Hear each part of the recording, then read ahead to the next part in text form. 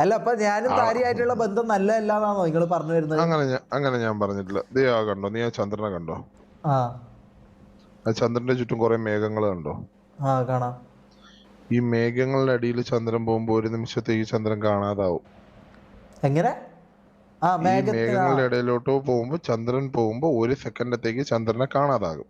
കാണാതാവും. അതാണ് ഒരു പെണ്ണടുത്ത് നിൽക്കുമ്പോൾ ഉള്ള നിന്റെ അവസ്ഥ. ചന്ദ്രനാണ് നീ. പെണ്ണടുത്ത് നിൽക്കുമ്പോ നീ മേഘത്തിന്റെ പിന്നിലേക്ക് പോകുന്ന പോലെ പോയിട്ട് നിന്റെ പ്രഭയും നിന്റെ അഭിമാനവും നിന്റെ കഴിവുകളും ഒക്കെ നശിച്ചു പോകും. അതെ, പക്ഷെ ചന്ദ്രനെ സംബന്ധിച്ചിടത്തോളം ഒരു സെക്കൻഡ് കഴിയുമ്പോൾ ചന്ദ്രൻ ആ മറ നീക്കി പുറത്ത് പൂർവാധികം ശക്തിയോടുകൂടി വരും. അതായത് ചന്ദ്രൻ ഷമീറും മേഘം താരയും. അതെ അതെ അതെ അതെ അതെ അതെ അതെ അതെ.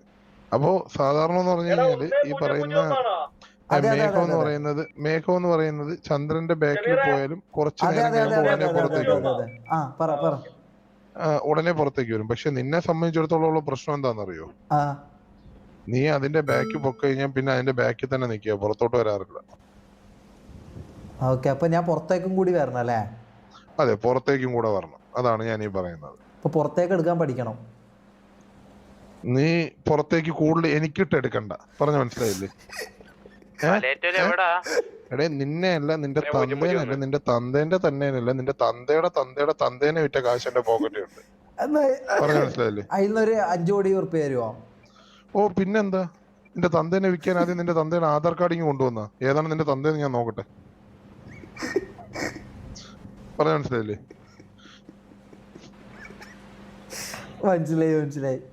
അല്ല അപ്പൊ ചന്ദ്രൻ ഞാന്, മേഘം താര. അപ്പൊ നിങ്ങളാരാ? നിന്റെ പൂർണ്ണ തീർച്ച അക്കൊന്ന് നിങ്ങൾ ആരാന്നറിയോ? ആര്? ഇവിടെ പറമ്പിൽ ഇസ്മായിൽ വന്നിട്ട് തൂറി ഇടാറുണ്ട്.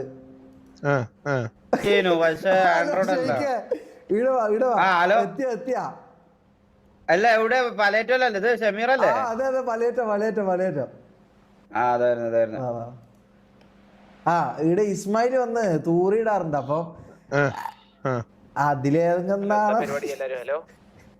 അതെ അതെ, അത് തൂറിയിടുന്ന നീ വാരി തിന്നാൻ വരുമ്പോ സൈഡിൽ ഇരിക്കണ ഞാൻ തന്നെയാണ്. ഷമീറെ, ഞാനൊരു കാര്യം വളരെ വ്യക്തമായിട്ട് പറയാം ഷമീറെ, ഭയങ്കര സിമ്പിൾ ആണ്. നീ അവളുടെ കൂടെ നിൽക്കുന്നത് നിന്റെ മാനസികപരമായിട്ടുള്ള ഉല്ലാസത്തിനോ അല്ലെങ്കിൽ ഈ സ്ട്രെസ് കുറയ്ക്കാനോ അല്ലെങ്കിൽ കാര്യങ്ങൾക്കെല്ലാം നിനക്കൊരു സ്നേഹം കിട്ടുന്നുണ്ട്, അല്ലെങ്കിൽ നിനക്കൊരു കരുതൽ കിട്ടുന്നുണ്ട്, നീ അദ്ദേഹത്തിനോട് നിൽക്കുന്നതിൽ തെറ്റില്ല. അതെ, പറഞ്ഞ മനസ്സിലായില്ല? പക്ഷെ നീ അതിലോട്ട് നിൽക്കുമ്പോ നിനക്ക് സംഭവിക്കുന്ന ഒരു പ്രശ്നം എന്ന് വെച്ച് കഴിഞ്ഞാൽ നീ എന്തിനു വേണ്ടിയാണ് ഈ സിറ്റിയിലേക്ക് വന്നതെന്നുള്ളത് നീ മറന്നു പോകുന്നുണ്ട്.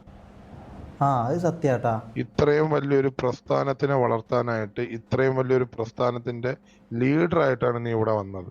അതെ, അല്ലാതെ കണ്ട പെണ്ണുങ്ങളെ മേക്കപ്പ് കിറ്റും പിടിച്ച് പുറകെ നടക്കാൻ വേണ്ടിയല്ല. അതെ, ഞാൻ ഇപ്പൊ കണ്ണെടുക്കുമ്പോ മേക്കപ്പ് കിറ്റ് എല്ലാം വരുന്നത്, ക്യൂടെക്സും ലിപ്സ്റ്റിക് എല്ലാം എന്റെ കയ്യിൽ വരുന്നത്. അതെ, അതാണ് പറഞ്ഞത്. അപ്പൊ ഞാൻ ഒരിക്കലും താരേനെ ബ്രേക്കപ്പ് ചെയ്യാൻ പറയില്ല, കാര്യം താര ഈസ് എ ജം. അതെ, പക്ഷേ ഞാൻ കുറച്ച് ഡിസ്റ്റൻസ് ഇടണം അല്ലേ? ഞാൻ ഇന്നായി ട്രൈ ചെയ്തു, പക്ഷെ ഒരിക്കലും ഡിസ്റ്റൻസ് ഇടണമെന്നുള്ളതും അല്ല ഞാൻ പറയുന്നത്. പിന്നെ ഞാൻ പറയുന്ന നല്ലതേ വരട്ടെ. അപ്പൊ ഞാൻ ഡിസ്റ്റൻസ് ഇടണമെന്നും അല്ല പറഞ്ഞത്. ഞാൻ ഷേക്ക് ഇവിടെ ഉണ്ടോ? ഷേക്ക് റാംബോ, ഞാനേ നീ ഒരു കാര്യം ആലോചിച്ച് നോക്ക്. ഈ കുടുംബത്തിന് വേണ്ടി ഞാൻ എല്ലാ കാര്യവും ചെയ്തിട്ടുണ്ട്, ഒരുപാട് കാര്യങ്ങൾ ചെയ്തിട്ടുണ്ട്. എന്നിട്ട് ഈ നിൽക്കുന്ന അണ്ണാമ്പണ്ണി മരപ്പട്ടി എന്നെ ആ പെണ്ണിന് വേണ്ടി എന്റെ അടുത്തൊന്ന് ചൂടായി. ഇവൻ എന്ത് ചെയ്യണം? എന്ത് ചൂടായി?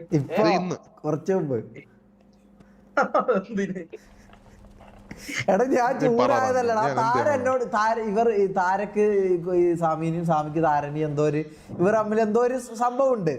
എനിക്ക് ശരി, എന്ത് സംഭവമായിരുന്നാലും ഇയാള് വന്നിട്ട് എന്റെ അടുത്ത് ചൂടായി. പിന്നെ ആ പെൺകുട്ടിയുടെ ഫ്രണ്ടിൽ ഇയാളുടെ വില പോണ്ടെന്ന് പറഞ്ഞിട്ട് ഞാൻ അവസാനം താരയുടെ അടുത്ത് സോറി ചോദിച്ചു. അല്ല, അത് നിനക്കറിയാലോ ഇവനെ റാംബോ, ഒരു പെണ്ണ് ഇതാകുമ്പോ നമ്മളങ്ങനെ പൂക്കിയായി പോവല്ലോ. ഞാൻ ഇപ്പൊ തോക്കെടുക്കാൻ വേണ്ടി നോക്കുമ്പോ ലിപ്സ്റ്റിക്കും ക്യൂടെക്സ് എല്ലാം വരുന്നടാ.